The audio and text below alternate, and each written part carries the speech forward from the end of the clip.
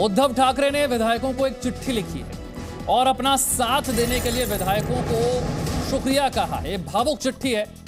जो विधायक उनके प्रति वफादार रहे, पार्टी के प्रति वफादार रहे, उन्हें शुक्रिया कहा है और उन्हें कहा है कि आपने बाला साहब के मंत्र का पालन किया। आप जानते हैं कि पिछले दिनों शिवसेना के भीतर एक बगावत हुई और उसी बगावत की वजह से एकनाथ शिंदे के साथ शिवसेना के कई विधायक चले गए और उसका परिणाम यह हुआ कि महाविकास आघाड़ी की सरकार, मुख्यमंत्री उद्धव ठाकरे की सरकार गिर गई और उन्हें मुख्यमंत्री के पद से इस्तीफा देना पड़ गया।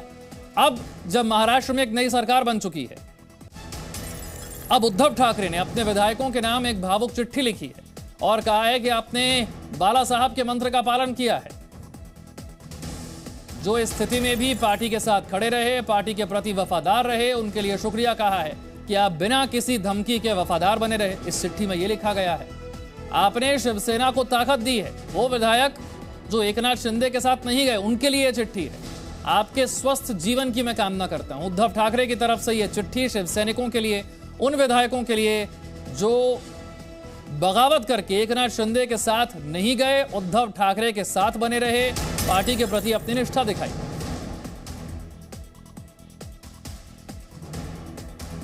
शिवसेना इस वक्त एक बहुत चुनौतीपूर्ण स्थिति का सामना कर रही है क्योंकि एक बड़ी संख्या में विधायक एकनाथ शिंदे के साथ चले गए। विधायकों ने यह आरोप लगाया उद्धव ठाकरे पर कि उनकी बात नहीं सुनी जाती। एनसीपी और कांग्रेस को महत्व ज्यादा दिया जा रहा था महाविकास आघाड़ी की सरकार में, उनके बताए काम नहीं हो रहे थे। वैदेही हमारी संवाददाता मुंबई से जुड़ गई हमारे साथ। वैदेही, इसमें कोई प्रश्न नहीं है कि शिवसेना शायद अब तक की सबसे बड़ी चुनौती का सामना कर रही है। पार्टी के सिंबल पर पार्टी किसकी है, यहां तक कि इसे लेकर भी अब सवाल उठ रहे हैं। और इस माहौल के बीच, इस चुनौतीपूर्ण स्थिति के बीच, इस भावुक चिट्ठी के मायने क्या है?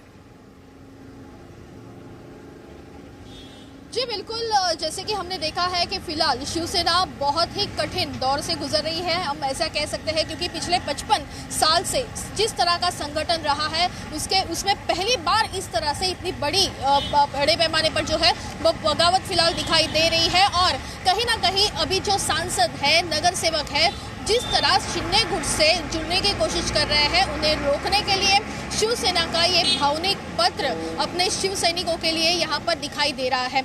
शिवसेना से जुड़े जितने भी ग्राउंड लेवल के कार्यकर्ता हैं, वो शिवसेना से जुड़े रहने के लिए उद्धव ठाकरे इन्होंने इस तरह भावनिक पत्र लिखा है।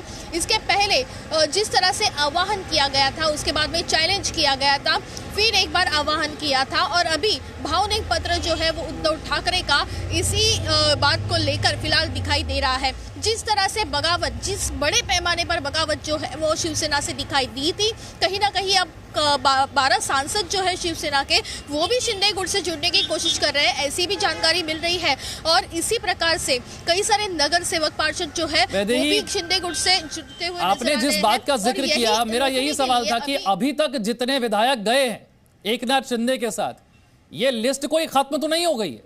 अभी जो विधायक नजर आ रहे हैं कि उद्धव ठाकरे के साथ हैं, उनकी निष्ठा कब बदल जाए ये कहा नहीं जा सकता। क्या ये भावुक चिट्ठी उन विधायकों को, उन नगर सेवकों को, उन सांसदों को रोकने के लिए है?